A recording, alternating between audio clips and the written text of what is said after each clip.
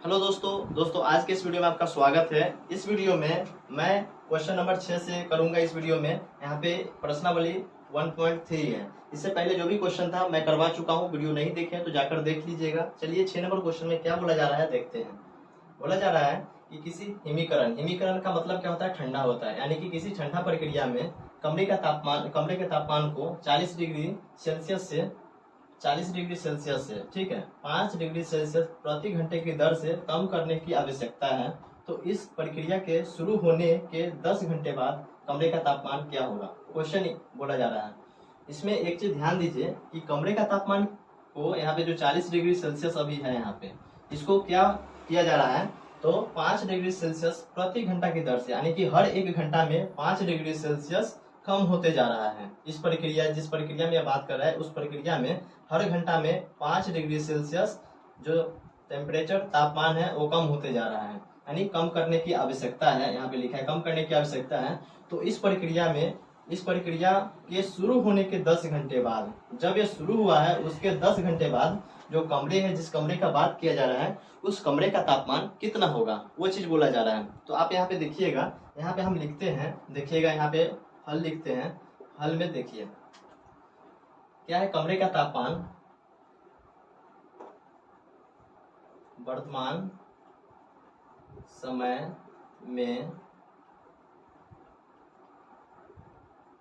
कमरे का तापमान 40 डिग्री सेल्सियस है, 40 डिग्री सेल्सियस है। यहाँ पे लिखेगा प्रश्नानुसार प्रत्येक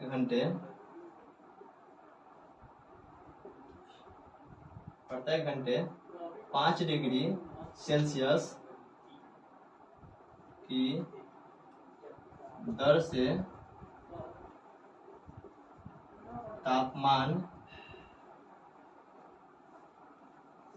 घटने की आवश्यकता है।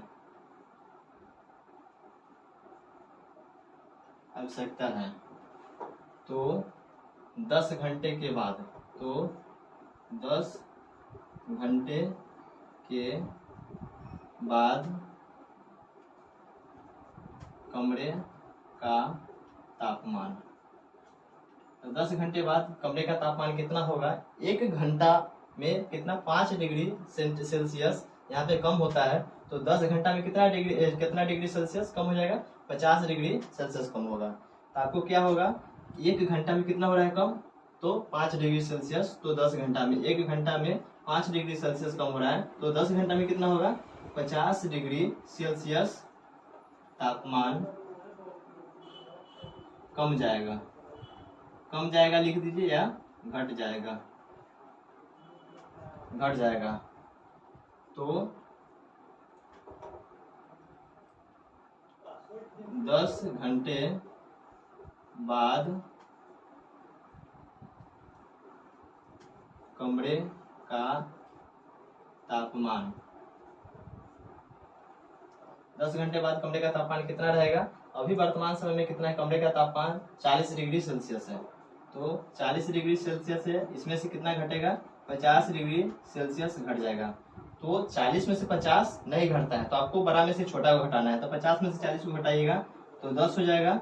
लेकिन यहाँ पे संख्या किसका ज्यादा है, माइनस वाले का ज्यादा है, तो आपको माइनस में ज्यादा जाएगा। यानी कि जो 10 घंटे बाद यहाँ पे कमरे का जो तापमान देखिएगा, तो 10 डिग्री सेल्सियस जो है सो कम हो जाएगा और वो माइनस में जाएगा। जो अभी जो रूम का अगर 10 घंटे बाद का बात करते हैं, तो 10 डिग्री सेल्सियस माइनस में है, यानी कि माइनस 10 डिग्री सेल्सियस है। तो यहाँ पे देखिए जो 6 नंबर क्वेश्चन है, 6 नंबर क्वेश्चन इसी तरह से, और इसका आंसर माइनस 10 डिग्री सेल्सियस है। इसको मैं यहाँ पे मिटा देता हूँ। और 7 नंबर क्वेश्चन है, 7 नंबर क्वेश्चन का बात करता हूँ, तो चलिए इसको मिटाते हैं।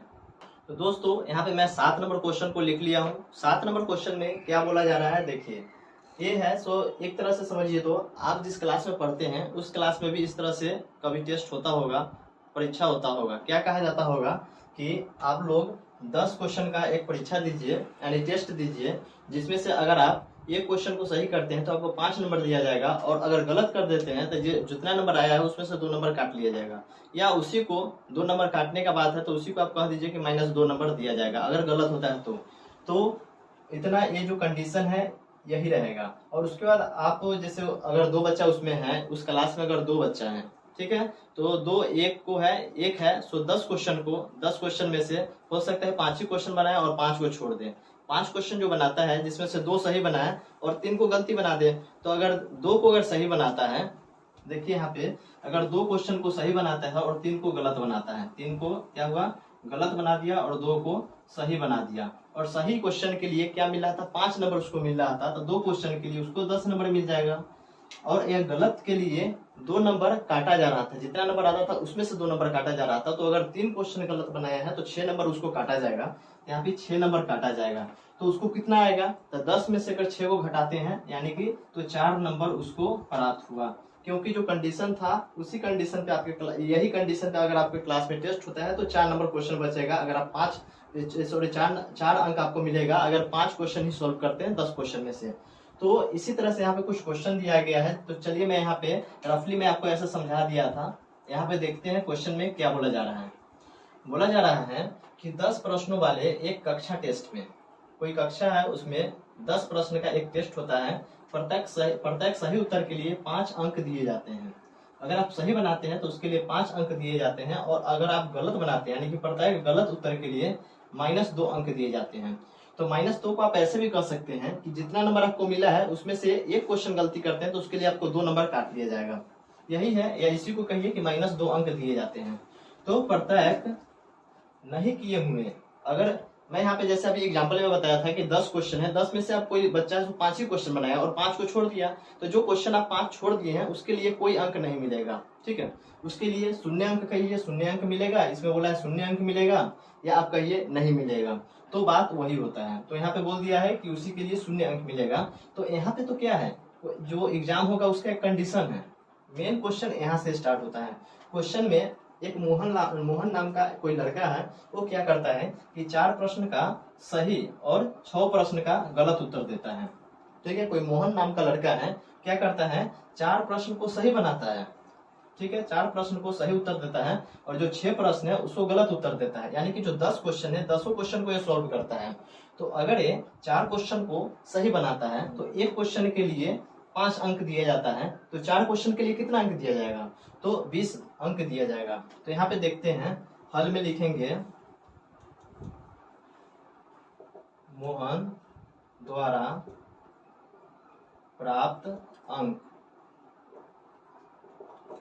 मोहन द्वारा प्राप्त अंक 4 क्वेश्चन, यहाँ पे देखिए 4 क्वेश्चन सही बनाए हैं तो 5 अंक, अगर एक क्वेश्चन मिलता है तो 4 के लिए हो जाएगा 20 अंक, और 20 अंक हो गया। उसके बाद यहाँ पे देखिए प्रत्येक गलत उत्तर के लिए -2 अंक मिलते हैं। यानी कि अगर 6 प्रश्न क्या किए हैं, गलत बनाए हैं, तो 6 प्रश्न गलत बनाए हैं, 6 प्रश्न गलत बनाए हैं और प्रत्येक के लिए -2 अंक मिलते हैं। तो कितना अंक हो गया, -12 अंक इसको मिला है।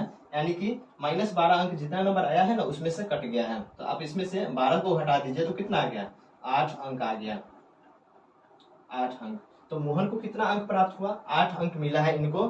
कितना क्वेश्चन था, 10 क्वेश्चन था, सॉल्व ये 10 क्वेश्चन किए हैं, 4 को सही बनाए थे उसके लिए 20 नंबर मिला था, 6 क्वेश्चन गलत बनाए थे उसके लिए -12 नंबर मिला है, या कहिए तो 12 नंबर 20 में से काट लिया गया है, तो 8 नंबर इनको मिला है। यहाँ पे दूसरा क्वेश्चन को देखिए, दूसरा क्वेश्चन में कोई रेशमा नाम की कोई लड़की है, उसका चर्चा किया गया है। इसमें बोला गया है कि रेशमा के 5 उत्तर सही हैं, ठीक है, और 5 उत्तर गलत हैं। 10 क्वेश्चन ये भी बनाई है और 5 क्वेश्चन सही और 5 क्वेश्चन गलत बनाई है। तो एक क्वेश्चन के लिए 5 अंक दिए जाते हैं, तो 5 क्वेश्चन के लिए कितना अंक मिलेगा, 5 क्वेश्चन सही है उसके लिए 25 अंक मिलेगा। तो यहाँ पे आप हल लिखिए और हल में लिखिए रेशमा द्वारा प्राप्त अंक, रेशमा द्वारा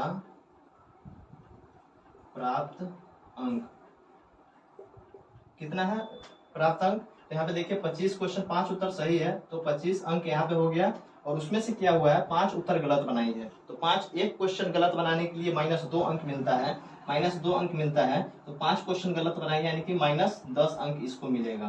तो यहाँ पे -10 अंक, यानी कि 25 में से 10 को घटाइएगा तो यहाँ पे 15 अंक इसको मिला, 15 अंक मिला। आप ऐसे भी कर सकते थे कि 2 नंबर काटा जाता है तो 5 क्वेश्चन गलत बनाया, यानी कि 10 नंबर काटा गया तो 10 नंबर काट लिया गया तो 25 नंबर आया था, और 10 नंबर काट कर 15 नंबर अभी दिया गया है।